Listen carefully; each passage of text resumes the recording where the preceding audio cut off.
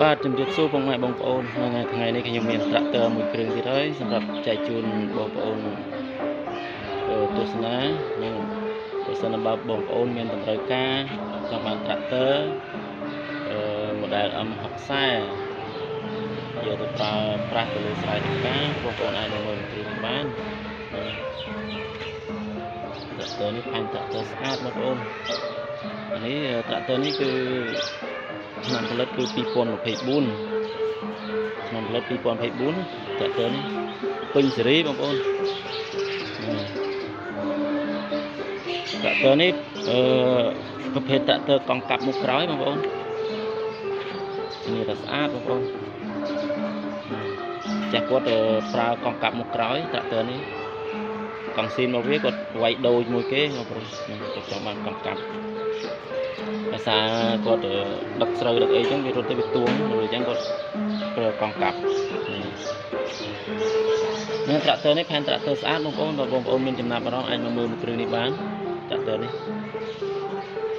តែស្ងួតអត់មានសើមដូចជ្រាបតាណាតាណីទេបងប្អូនត្រាក់ទ័រនេះត្រាក់ទ័រនេះធានាថាយកទៅគឺអត់មានត្រូវការជួសជុលឬដោះធ្វើតាណាតាណីទេដោយសារអីដោយសារវាស្អាតស្រាប់ចឹងបាទនេះមើលផ្នែកខាងក្រោយនៃត្រាក់ទ័របងប្អូនស្ងួតអូអានេះ024ពេញបងប្អូន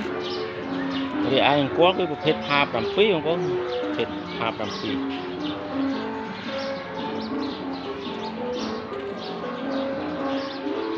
ទ័រម៉ាស៊ីនប្រអប់លេខអេមបងប្